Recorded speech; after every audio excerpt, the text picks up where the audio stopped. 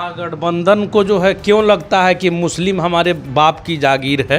शर्मा, आप देख रहे हैं लाइव इंडिया न्यूज। अभी आपन माटी आपन पार्टी के केंद्रीय कार्यालय में मौजूद हूँ। यहाँ पर आपन माटी पार्टी का घोषित प्रत्याशी अशरफ अली अंसारी, जिनका नामांकन कैंसिल हो गया और जिसका आरोप विपक्षी पार्टियों पे लगाया जा रहा है, लेकिन यहाँ पे खेल हो गया। आपन माटी पार्टी ने नहला पे दहला मार दिया और साइलेंट प्रत्याशी को सामने कर दिया है। आइए इन्हीं सब मुद्दों पे हम बात करेंगे एक एक व्यक्ति से। अशरफ अली साहब, आपका स्वागत है लाइव इंडिया न्यूज में। बहुत बहुत शुक्रिया जी, आपका नामांकन कैसे कैंसिल हुआ? देखिए, मेरा नामांकन तो साजिश के तहत ही कैंसिल हुआ है जी। मगर वो मेरा नामांकन रद्द किए हैं मेरे हौसलों को नहीं, और ना ही चंपारण के जनता के हौसला को रद्द किए हैं। मेरे नामांकन के पीछे बहुत बड़ी साजिश है, जो अभी आहिस्ता आहिस्ता कुछ रिकॉर्डिंग भी आना शुरू हो गया है। आपको ऐसा क्यों लगता है कि ये साजिश है नामांकन कैंसिल कराने का? इसलिए कि अगर महागठबंधन हो या सत्ता में बैठे हुए 8 बार के सांसद हो, इन दोनों को अगर किसी से घबराहट थी तो आपन पार्टी के कैंडिडेट से थी। इसीलिए मुझे जो लगा, और ये साबित भी हो गया, मैंने वीडियो भी वायरल किया है कि हमारे नामांकन को साजिश के तहत रद्द कराया गया है। जी। क्यों लगता है कि आपन माटी पार्टी से इन दोनों पार्टियों को घबराहट थी, कि जहाँ तक कि आपन माटी पार्टी का उतना अभी मोतिहारी में बोलबाला भी नहीं है? यह आपकी सोच है कि बोलबाला नहीं है जी।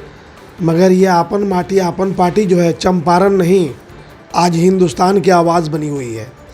बाकी आपने जो कहा कि घबराहट आपसे क्यों, तो अभी तक महागठबंधन ने मोतिहारी लोकसभा के अंदर अल्पसंख्यक को जो ठगने का काम किया है, इस बार जो शहाबुद्दीन साहब के पत्नी के साथ हो, या बिहार में जैसे 18% पे मुस्लिम है और 2 सीट जो दिया है, इन सारी चीज़ों को देख करके जो मोतिहारी की जनता जगी है तो हमको प्रत्याशी बनाई है।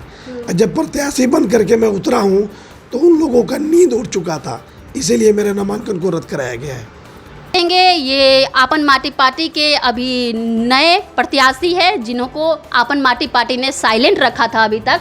आइए इनसे बात करते हैं, इनका परिचय लेंगे। जी, आपका नमस्कार। धन्यवाद जी, आप अपना परिचय देंगे। मौलाना अजमेर आलम।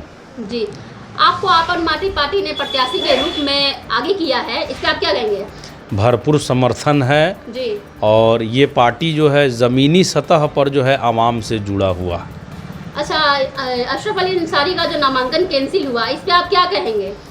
ये साजिश के तहत किया गया है, लेकिन अभी जो प्रेस कॉन्फ्रेंस करके बताया गया है, इसमें कहीं ना कहीं जो है उन लोगों को घबराहट बढ़ गई है, चूँकि तमाम जिम्मेदार लोग ही नहीं बल्कि घर घर से अशरफ अली अंसारी साहब का जो समर्थन था वो सब लोग आकर माला पहनाने का काम किया है।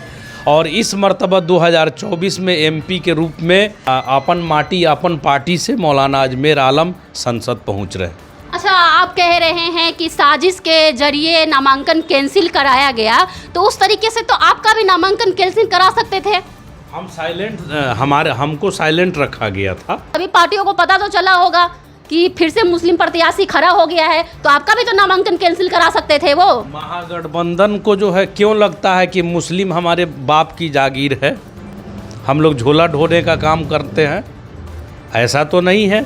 इस मर्तबा जो है अल्पसंख्यक समाज जो है वो जाग चुकी है और मौलाना अजमेर आलम ने जगाने का काम कर दिया है। अब ये समाज जो 18% होकर अब जो है झोला धोने का काम नहीं करेगी, बराबरी में बैठकर जो है कानून बनाने की बात करेगी। अभी 2 प्रत्याशी हैं, एक महागठबंधन से और एक जाना माना चेहरा राधा मोहन सिंह। आप उन दोनों के सामने टिक पाएंगे? ऐसा है कि जिस दिन मेरा नामांकन हुआ था उसी दिन ये लोग फेल हो गए थे जी। और जो भीड़ थी नामांकन में और जो आशीर्वाद मुझे प्राप्त हुआ, उसी दिन ये लोग जो है मतलब 10 बजे दिन में धरातल पर जो है बैक हो जाएंगे काउंटिंग हॉल से। पार्टी के वरिष्ठ नेता डॉक्टर शरीफ साहब से बात करेंगे। आपके बैनर पे लिखा हुआ है कि मैं रोता बिलखता चंपारण हूँ, इसका क्या मतलब है, इस पे आप क्या कहेंगे? जी, सबसे पहले मैं आपको शुक्रगुजार हूँ कि आप मुझे मौका दिए बोलने का कि रोता बिलखता चंपारण क्या है, इस पे आपने क्या कहेंगे।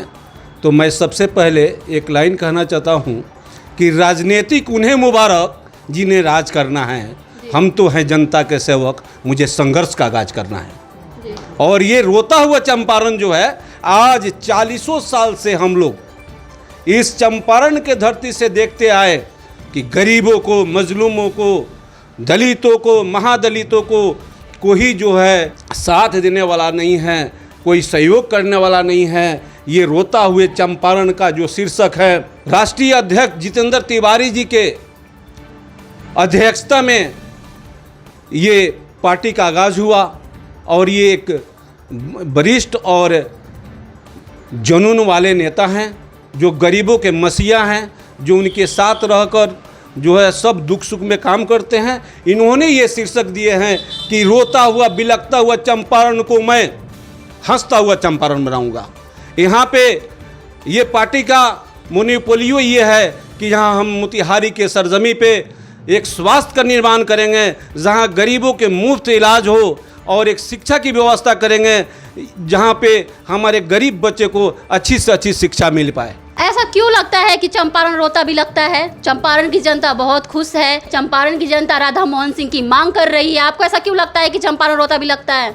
आज जो है, आज जो चंपारण जो लिखा हुआ है कि रोता हुआ बिलखता हुआ चंपारण है जी, ठीक है। आप इस शहर से हटकर गांव में जाइए, ग्रामीण के पास जाइए और उससे पूछिए गरीब लोगों से कि आपकी इलाज सदर हॉस्पिटल के या किसी भी सरकारी अस्पताल में, पीएचसी में या प्राइवेट अस्पताल से इलाज से आप खुश है?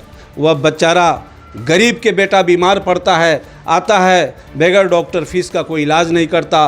सरकारी हॉस्पिटल की मैं बात कहूँ तो वहाँ पर जो है एक पैरासीटामोल टैबलेट अवेलेबल नहीं है, एक डीएनएस बोतल अवेलेबल नहीं है, एक एनएस का बोतल अवेलेबल नहीं है कि डायरिया वोमिटिंग टेंडेंसी के हिसाब से जो है कोई मरीज जाता है तो वहाँ के सरकारी डॉक्टर जो है एक डीएनएस आरएल लगाकर उस मरीज को डायरिया वोमिटिंग टेंडेंसी से छुटकारा कर सके और उस मरीज को इलाज कर सके। आप हरसिद्धि विधानसभा के प्रत्याशी हैं और आपन माटी पार्टी के युवा नेता हैं, तो आप विधानसभा का चुनाव लड़ेंगे, आने वाले विधानसभा का, उस पर आप क्या कहेंगे?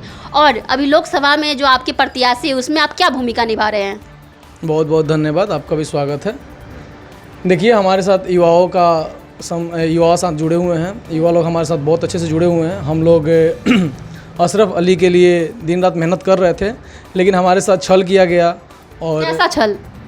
अब आप देख रही हैं कि जैसे इनका नॉमिनेशन कैंसिल करवाया गया है, वो छल ही हुआ हमारे साथ। लेकिन उन लोगों को हम एक बात बता दें, हम हमेशा से अपने भाषण में एक बात बोलते हैं कि एक बिहारी और ऊपर से चंपारण वासी बहुत ही अलग हिसाब के होते हैं। अगर हमारे साथ आप छल कीजिएगा तो हम तो यहाँ पे मच्छर मारने बैठे नहीं हैं। तो हम लोगों ने एक अपना हिडन नॉमिनेशन करवाया हुआ था एक प्रत्याशी को, जो आज हम लोगों ने प्रेस कॉन्फ्रेंस करके इसको रिलीज़ किया है। और अभी तक साइलेंट रखे थे? जी, अभी तक साइलेंट था और आज हम लोगों ने इनको ओपन कर दिया है। आने वाले चुनाव में जैसे उन्होंने हमारे साथ छल किया है, जनता उनको जवाब अच्छे तरीके से दे देगी कि उन्होंने जो छल किया है उनके साथ क्या होता है। क्या थीम है आप लोगों का? चुनाव जीतने के बाद क्या थीम है कि क्या करेंगे आप? महिलाओं के लिए क्या करेंगे, युवाओं के लिए क्या करेंगे, बेरोजगारी के लिए क्या करेंगे? देखिए, हम किसी एक वर्ग की बात नहीं करेंगे, लेकिन हम आपको आशा दिलाना चाहते हैं और पूरे जनता को आशा दिलाना चाहते हैं कि अगर हम चुनाव जीतेंगे तो पूरे इंडिया में अगर सबसे बढ़िया लोकसभा कोई होगा तो हमारा मोतिहारी लोकसभा ही होगा। प्रत्याशी जी से बात करते हैं कि युवाओं के लिए वो क्या करेंगे अगर चुनाव जीतते हैं तो, और महिलाओं के लिए क्या करेंगे, क्योंकि महिलाओं, अभी तो फिलहाल महिलाओं की सरकार है और ये चुनाव जीतने के बाद महिलाओं के लिए क्या करते हैं, आइए प्रत्याशी जी से जानते हैं। महिलाओं के लिए आप चुनाव जीत जाते हैं मोतिहारी लोकसभा से, तो आप महिलाओं के लिए क्या करेंगे? सबसे पहले उनके लिए सुरक्षा के बारे में सोचेंगे।